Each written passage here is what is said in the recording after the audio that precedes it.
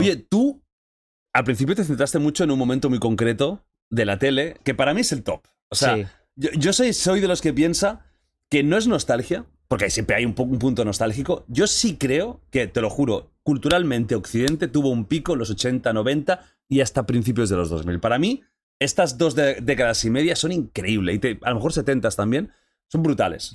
Las cosas que se hicieron entonces, hoy en día siguen estando vigentes. La música sigue estando vigente. Las películas siguen estando vigentes. Y la televisión de esa época era muy particular. ¿Tú cuántos años tenías en la época de Crónicas Marcianas, por ejemplo? O sea, Crónicas Marcianas creo que sale en el 97 y soy del 90. Yo tendría 7 años. Claro.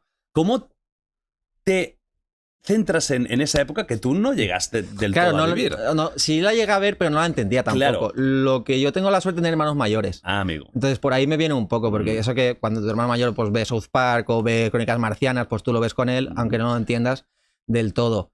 Lo que me parece fascinante de Crónicas Marcianas es que converge para lo que para mí son las dos revoluciones de la televisión en España.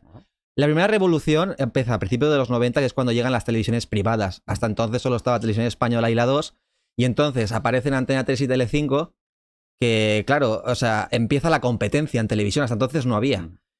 Eso, aparte de que es un campo yermo que todavía sabes por explorar, empiezan a hacerse formatos loquísimos, ¿sabes? Rollo. Claro. Pues, Jesús Gil y tal, ¿no? Eso porque hasta el juego de la oca. Sí, o había uno que es que no me acuerdo bien el nombre, que era como que salían chicos Mamachichos.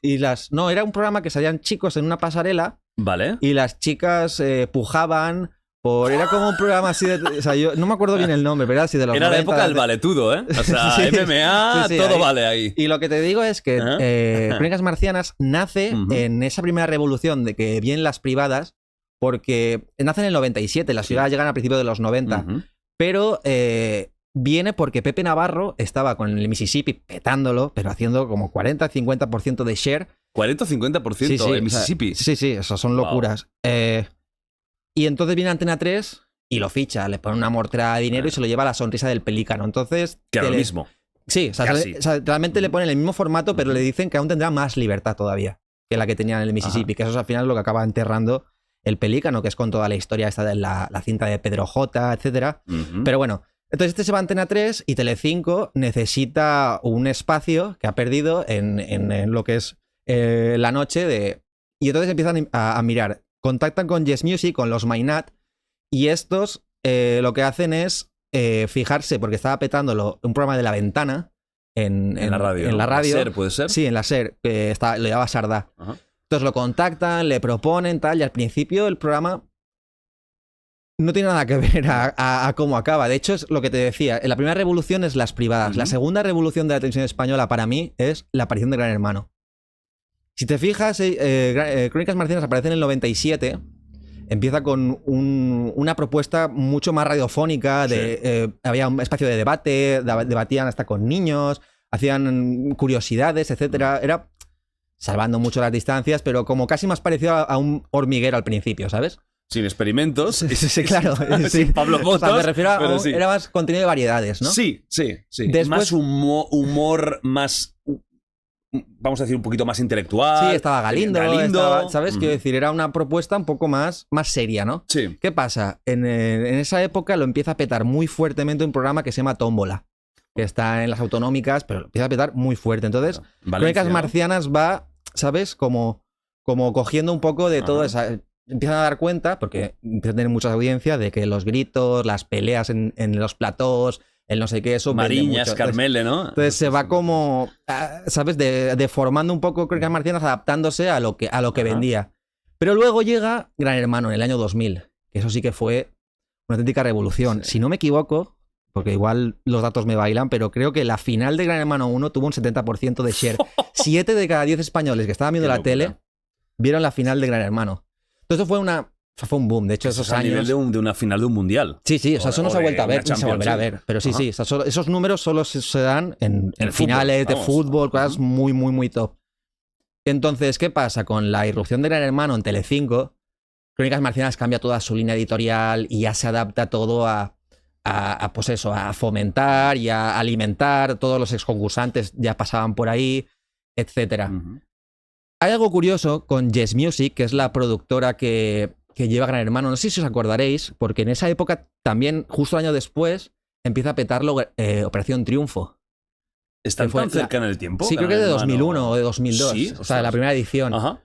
Que es la de Rosa, Bisbal, eso lo petó, bueno, pero otra fuertísimo. locura, o sea, es otro evento mediático. ¿Qué pasa? Que Operación Triunfo lo dirigía la misma productora, Yes Music también. Y entonces se empezó a ver algo que era algo inaudito, que era que los triunfitos, cuando acababan las galas, cuando los tiraban, pasaban a Crónicas Marcianas y iban a Crónicas Marcianas. Había una sinergia. Ajá. Que eso era algo inaudito. Entre televisiones. Claro. Sí, en Televisión Española y Telecinco, que encima era como 2 cambios de registro. Gran Hermano, Operación Triunfo, que era algo así como muy serio, Academia, y lo otro que era la locura, ¿no? Y esto era por eso, porque estaba la misma productora, los Mainat, y hicieron ahí esa sinergia que podría haber sido muy positiva y que se acabó con Sé lo que hicisteis. Cuando llegó Sé lo que hicisteis, que ya llegó todas las demandas de Telecinco y La Sexta, ahí, si te fijas, lo que son los zappings de televisión desaparecen. Sí que es verdad que se queda la APM, que es como el estandarte, pero si te fijas en el APM empiezan a utilizar muchas menos imágenes de Telecinco, empiezan a estar como mucho más acotados. Y esto todo viene por la guerra de Sé lo que hicisteis que tuvo con Telecinco, que Sé lo que hicisteis era un programa, para la gente que no lo sepa, La Sexta, que era un programa de Patricia Conde. De zapping, Patricia Conde y sí, lo que hacían era eso. Y pues, Ángel. Era como un zapping, Ángel pero Martín. con plató, iban comentando todo lo que había pasado por los y días. se reían a saco. Se metían mucho. Se metían mucho con, sobre todo, Telecinco, ¿no? Era el que más pillaba. Sí, de hecho, si no me equivoco, fueron los que le sacaron el apodo a Mermelada, a Jorge Javier Vázquez. Hostia, sí.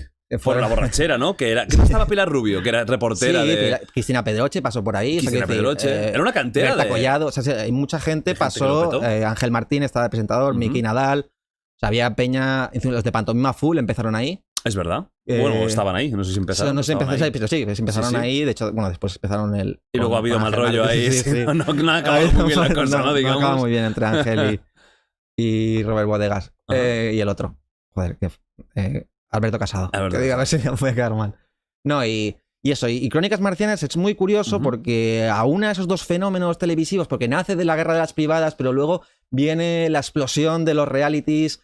Entonces se adapta a esos años de entre 2000 y 2005. Empiezan a nacer un montón de realities. El Bus, Academia de Actores, todos intentando sumarse a eso. Y eso me parece como de Crónicas súper curioso. Y aparte, pues todo el fenómeno que derivó a través de una de las secciones que tenía Crónicas Marcianas, que llevaba Javier Cárdenas, que era la de la explotación de los frikis. Sí, pero menudo filón encontró ahí. Sí. Desde luego. Sí. Hablaremos luego. Vamos a hacer un bloque de Crónicas Marcianas. Perfecto. Y de los personajes y de para mí el mejor reality que se ha hecho jamás en la historia de la televisión humana, que es Hotel Glam. Que eso es perfecto. Es el anti-reality. Es el anti-reality. Y funcionó increíble. Y no hubo segunda parte, que es raro. Y no lo busques, no lo vas a encontrar. En internet. No lo busques. Cuesta mucho. Es que Telecinco reniega, ¿no? De hecho, hace poco salió Jesús Vázquez, que estaba en La Revuelta, que fue a hablar con Broncano y contaba que a él estaba muy orgulloso de haber presentado ese programa, pero que ni la cadena por contrato le permitía hablar del programa. Quieren enterrarlo. Quieren hacerlo desaparecer. Es como, no sé. No me parece lo peor que han hecho. O sea, al final eran sí, personajes... que hablaremos de cosas peores, pero... Sí. O sea, y al final era un grupo de personajes que ellos sí que eran todos conscientes de lo que hacían, porque eran todos... Al menos en ese punto ya. Yo no te digo que al principio no, pero ya cuando llega Hotel Glam, FBI... O sea, ya estaban en un punto que estaban en la cresta de la ola y ya sabían que lo que vendía eran unos personajes. Claro, o sea, que... Un Aramis Fuster, que me acuerdo lo de que estaba ahí como en el UVA, con desnuda, con un tanga. Es que me acuerdo mucho de Hotel Glam porque me pilló en una época que me gustaba mucho Crónicas y que, claro, eso era... Y luego terminaban, se iba el Pocholo con la mochila... Es que la nave de Hotel Glam estaba al lado del plató de Crónicas Marcianas. O sea, era perfecto, ¿no? Que tenía caravana Pocholo que estaba... Que ni siquiera estaban obligados a dormir allí. O sea, es que no tenía... normas, pero bueno, después hablamos si quieres. Guiño y la paja. Sí. La Llora, que estaba poseída. Sí. El Juan Miguel con Tamara. Es que era espectacular. Era el pic de la televisión. Pic de televisión. Sí, o sea, a partir de aquí vamos ya de bajada. Sí. Vamos a empezar por eso contigo, para que expliques un poquito, porque tú vienes de la cocina, realmente. Sí. Claro, también raro, ¿no? O sea, Sí, es algo extraño. y- Lo normal es que cuando le contaba a la gente que era youtuber, todo el mundo daba por hecho que tenía un canal de cocina. claro, pues lo lógico, ¿no? Decir, Sí. bueno, vas a seguir con lo tuyo, no. Tienes un canal donde hablas de pocholo y de hielo berrocal y ahora de corrupción en Miami, De ¿no? marinador, sí. De marinador, ciudad de vacaciones.